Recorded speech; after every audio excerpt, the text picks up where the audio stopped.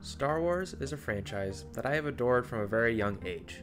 My first interaction with it was watching the very first trilogy because my mom had them all on VHS and I was obsessed from the beginning. I still somehow remember watching The Phantom Menace in theaters, and even though I can see the flaws in it now, as a kid I was mesmerized by just the lightsabers and space battles. Kid brain to this day. I mainly bring this up to show that I have a bias, but also an expectation playing a Star Wars title. Yes, I will of course look over some things because, oh my god, it's Star Wars, but there should be some small details in a game to make it feel that Star Wars-y feel, you know? And I do want to state now that this video will contain spoilers for the entire game, whether it be me talking about the story and the twists and whatnot, or just showing clips here and there. There will be spoilers in this video. I'm doing that because the spoilers that have happened in this game has had a big enough effect on my review that I feel it has to remain. So if you don't want any spoilers, this is your warning that clips of me just talking about them will happen. But if you don't care, then hey, welcome to my casual gamer ranking of Star Wars Jedi Survivor. If you are new to my channel or this series, I call these reviews casual gamer reviews because I consider myself that, a casual. I am someone who gets bored really easily playing video games and have tendencies to drop them super early. But since I have started reviews, I have made it a goal that I should at least beat the main story on stream. Come join me on Twitch. It's very calm and cool, like this. And whatever game gives me the need to accomplish more on top of just the main story will of course impact my review and scoring. So if I finish the story and I just drop it because I want to be done, it's going to have a smaller score than a game that I finish and proceed to do extra stuff on top. In this review, I'll be touching on the customization, exploration, combat, and the story, and I will end with some other pros and cons with of course my rating of my opinion of the game out of 10. The customization in Jedi Survivor surprised me quite a bit, because in comparison to the first game, Fallen Order, you have a lot more options that you can customize and make yourself how you see fit. In Fallen Order, you pretty much had different color options for your ponchos, or the clothes underneath the poncho, BD1, and the Mantis. In Jedi Survivor, you don't have the option to customize the Mantis, which kinda sucks, but you can fully customize Callous' appearance as well as BD1. In my playthrough of this, I didn't really touch up often on BD1. I pretty much just made him pink, and then that was good enough for me. But you have many different parts and appearances for the cute robot to really make him the best looking friend.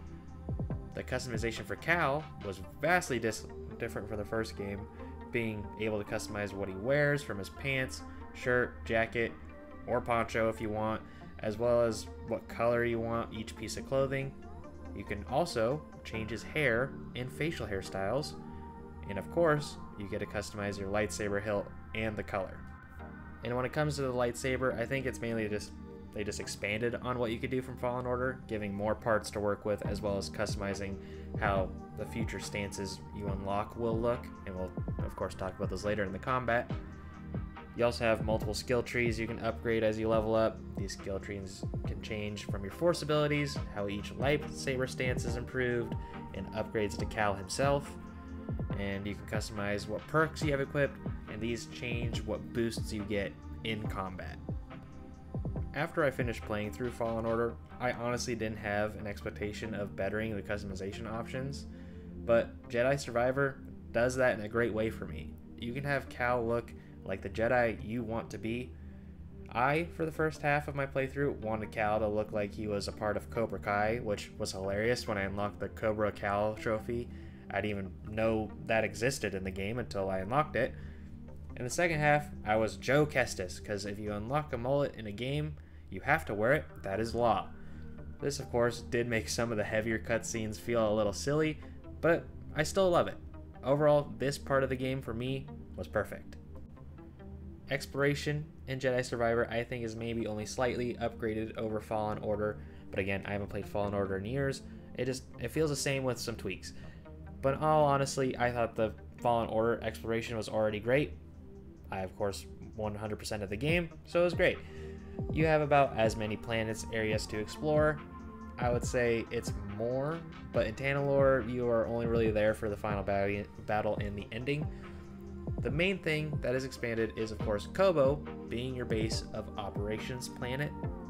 On Koboh, you have a little cantina that is your home base for the whole game.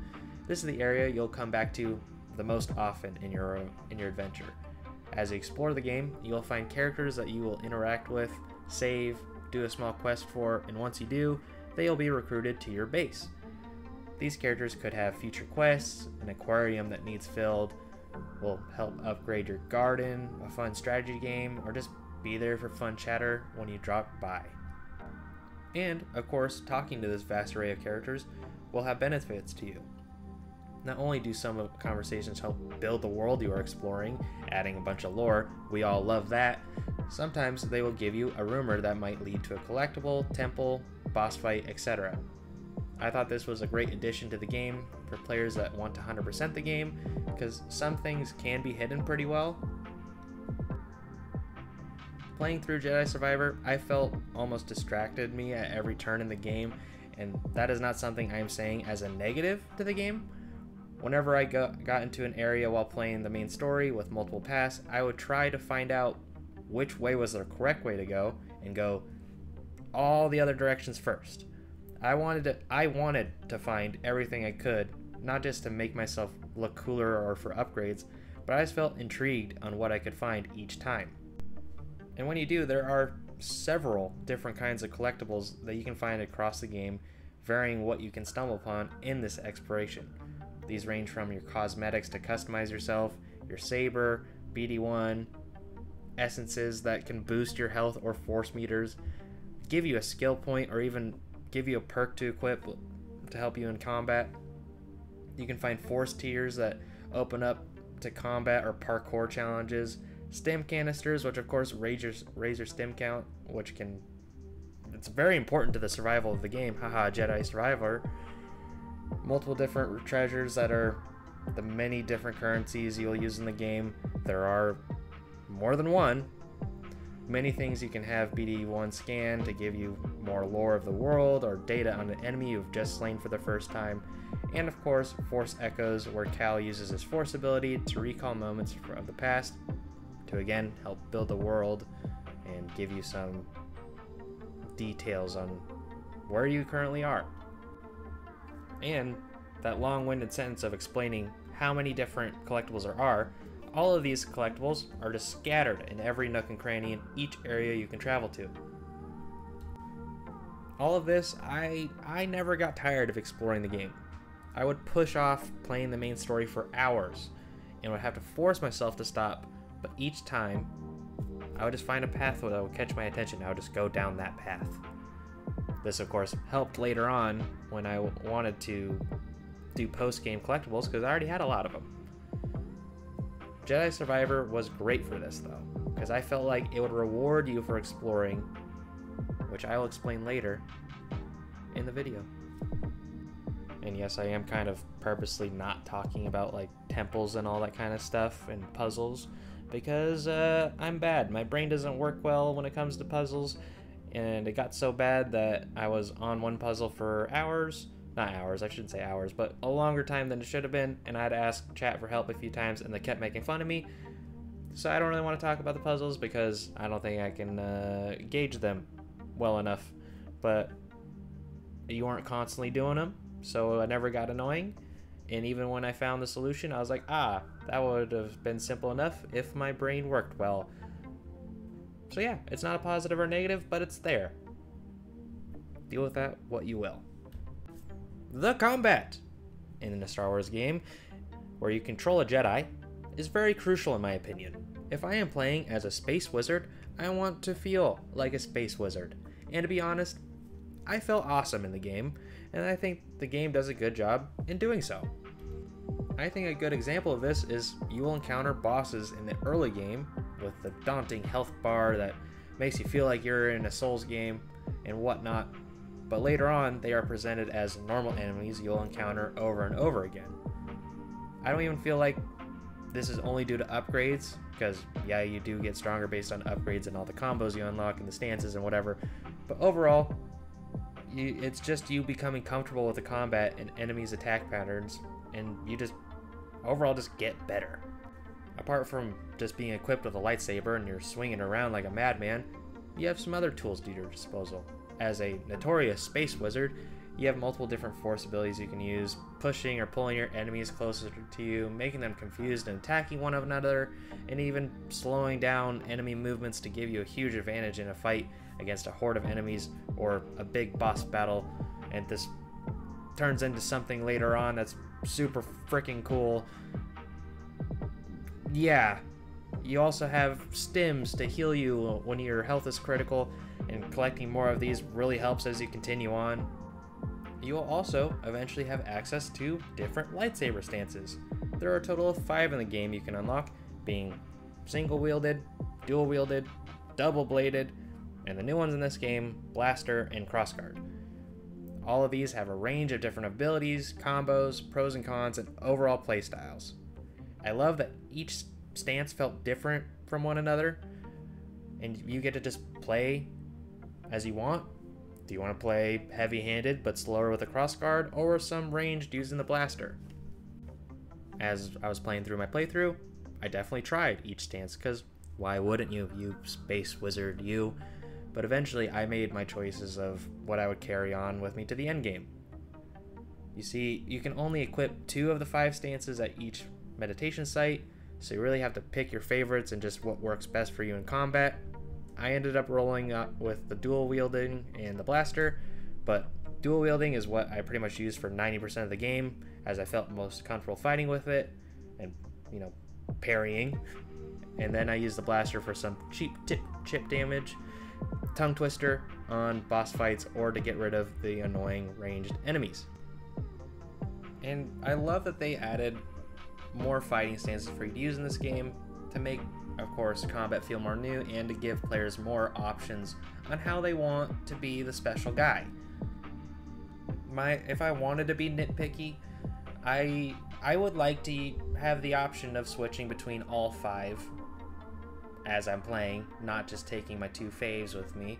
But I understand how they could get clunky, and to be fair, it's like, it's nice only having the 2, because you are now becoming more proficient in 1 or 2 of the playstyles, which for me helped a lot, because if I did have access to all 5, I'd probably just be switching just to switch and look cool, and then I'd get slain by every single boss fight, or just enemy that can give you a hard time now, because all of a sudden it feels like a big deal. And of course, we have to talk about the difficulty of an action game. Mainly the part where I would, you know, die a lot is when I was fighting hordes and hordes of enemies, or where they would all put me in a blender surrounding me. That's usually where I would die, because I would get overwhelmed with all the attack patterns. Honestly, most of the time I had difficulty was like monsters. When it came to one-on-one combat with anything humanoid where we'd fight with our weapons, I was pretty comfortable in. The boss fights, I think, were done in a good way, because in the beginning, yes, there was difficulty there, but it was manageable, and as you progressed on the game, the difficulty would raise and raise and raise until the end. Which makes me want to bring up what I talked about earlier, in that exploring in this game makes you feel rewarded. I say that because I finished the game after 2 of my friends who were also playing it alongside me, because they focused more on the story, and then they would also watch me stream the game, so because they wanted to see how other people played through it, especially one of their friends. And whenever a boss fight was coming, they'd say, oh, this boss fight's going to give you a hard time, and then I would beat it on the first try. Granted, I'm playing on normal difficulty because I don't want to rage at a game, and usually when I play a video game, I like playing on the normal setting first. But they were saying that they died a lot to certain boss fights, and I was able to beat it the first time. And I'm not just going to say like I'm good at a game or whatever.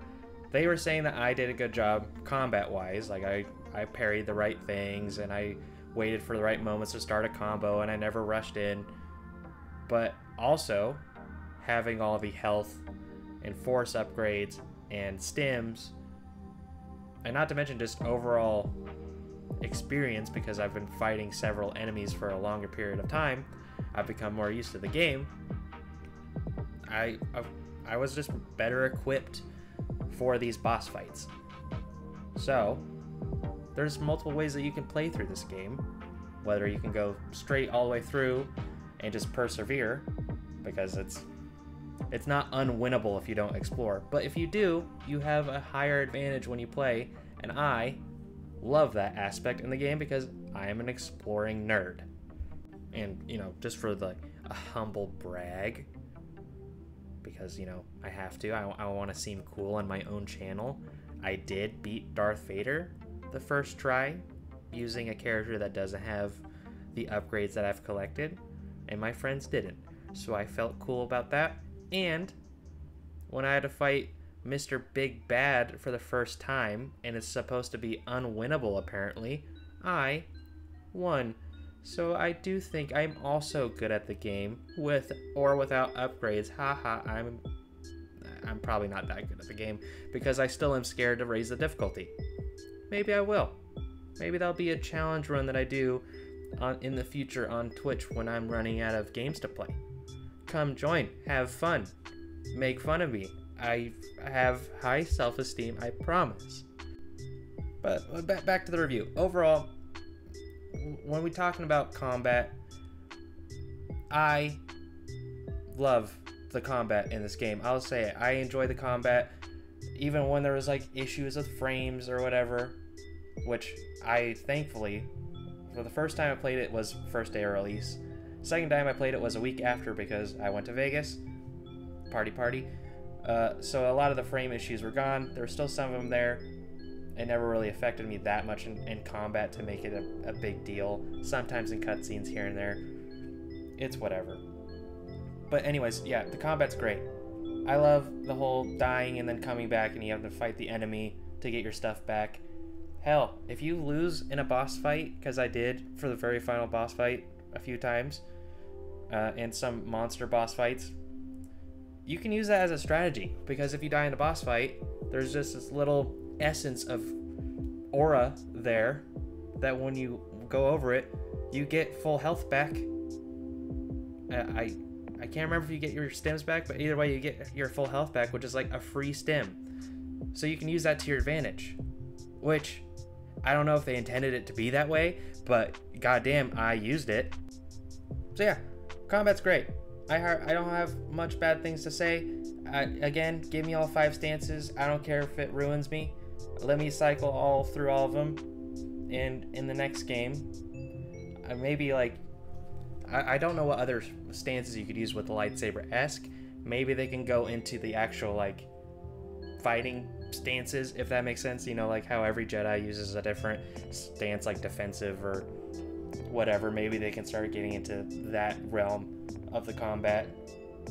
But yeah, I don't think anything is unwinnable in this game so far. You can just learn attack patterns. Like I fought the Rancor very early in the game and he would kill me in like one hit, and with perseverance and stubbornness I got through. But yeah, enough about combat. We've been talking about combat for too long, and we still have the story to talk about, which might take longer. Going into Jedi Survivor, I had a high expectation for it because of Fallen Order, because I thought the Fallen Order did a good job at being its own Star Wars story, with tie-ins, of course, from previous Star Wars stories that made you want more. And that's kind of rare when you go into a big franchise. Sometimes they add stuff that you're like, oh, I hate you for doing that, but they did it in a way that still felt like Star Wars. But there was also a certain moment in that game, spoiler for the first game, I want to say that because I already gave a spoiler warning for this game, but this is for the past game. Leave now. Yeah, so the moment I'm talking about is when Darth Vader appears. I think to me, that's one of my top 5 favorite Star Wars period moments ever. So going into this game, the main thing I'd always bring up is I hope they don't force themselves to try to top it, but I'm also curious if they can to make me feel the same way I felt after playing the first one. And to be fair, I think they did. Not saying that there was like a moment. I mean, there kind of was, but they had multiple moments in this game that just made you feel something, you know? Like when you first go to that bacta tank, I was already terrified because of what could be in the bacta tank. Granted, 9 times out of 10, I'm going to think it's a bad guy. But even then, the turn of it happening was a very good moment of him changing his crystal to the red, and then that fight was awesome. That whole character was awesome, and the fact that he wasn't the big bad of the whole game, which I thought he was unexpected to me. Like, when you beat him and the game's not over, you're just like, oh, there's more. Like, he's not the big bad. And before we talk about the actual big bad, I also need to talk about the moment of you playing as Seer. Oh my god, that is one of the coolest feelings, because you can feel the difference between the character you're currently playing, which is Cal, not being like the high tier of Jedi yet, and then you switch over to someone who is considered as a high tier, and it feels so different, even though you're not doing anything super duper special. Like, you're doing the same thing, it just feels more effective.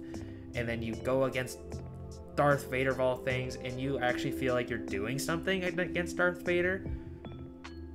Of course, you know, he wins.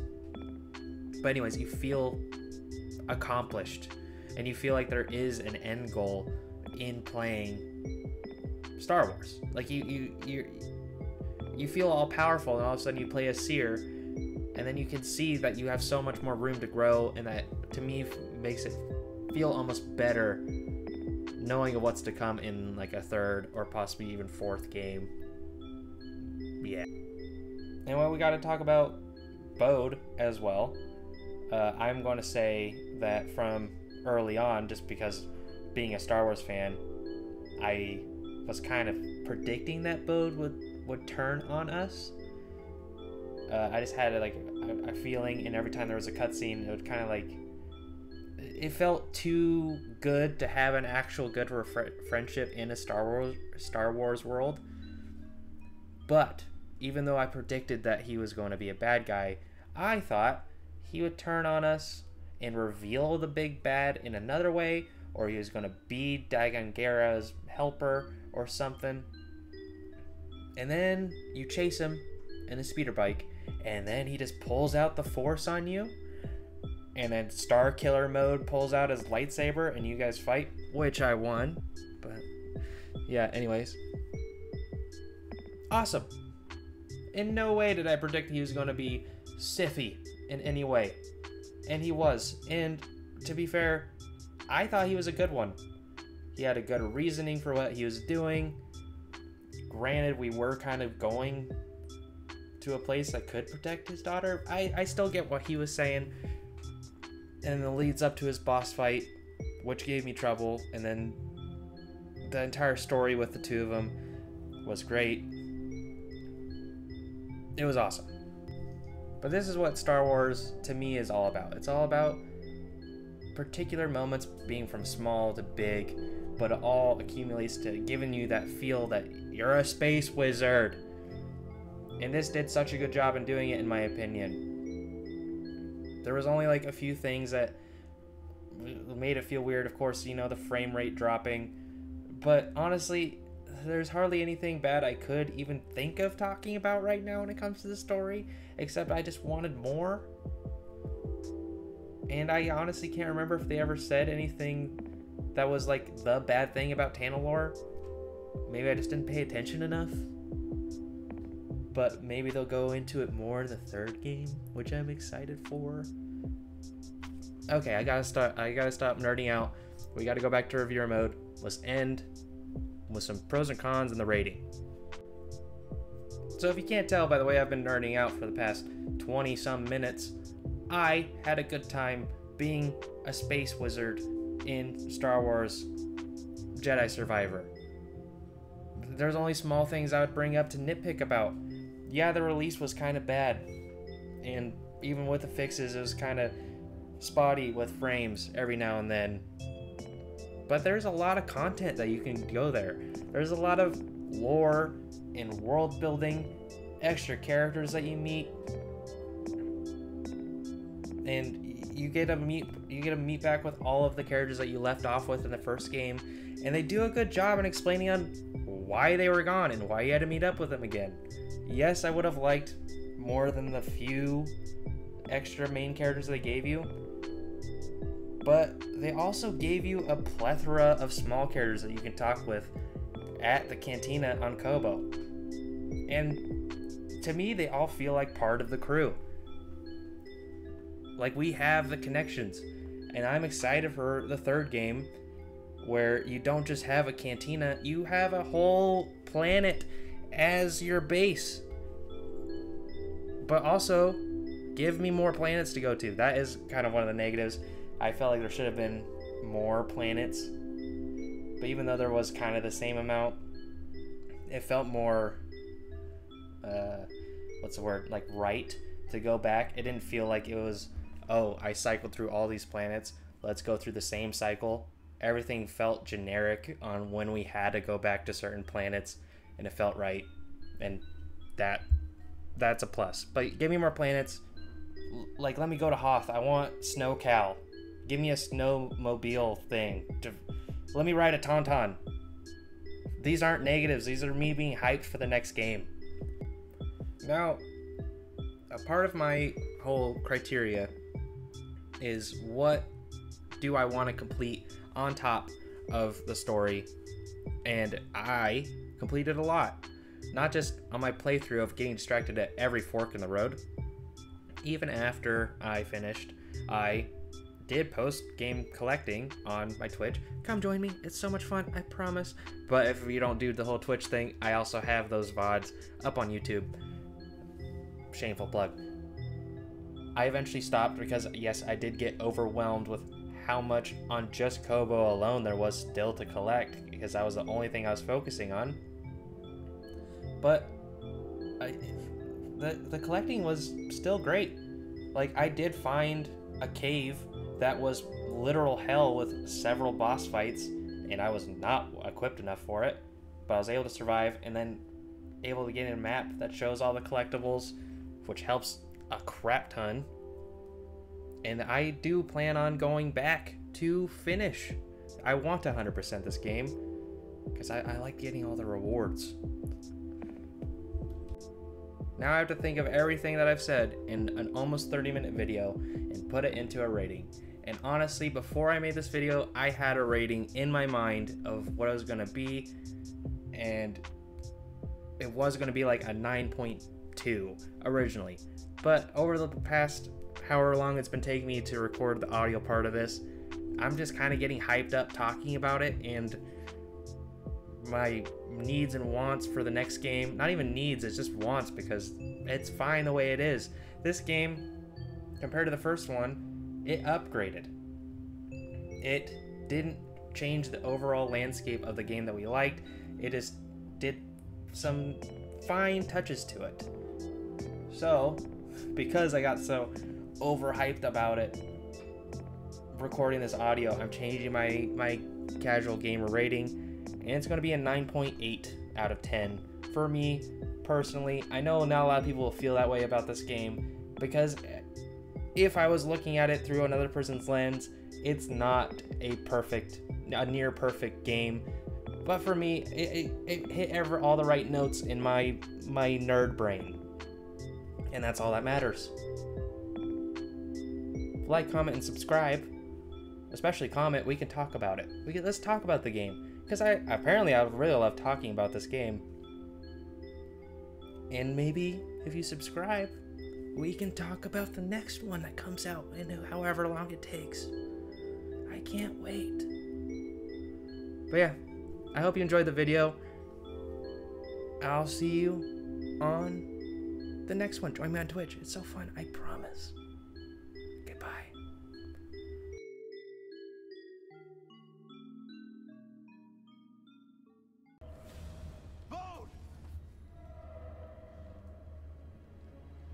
Get out of my way.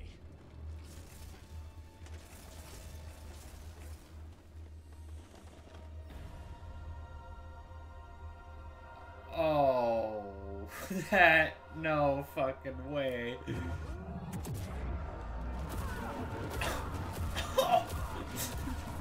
Someone stop him!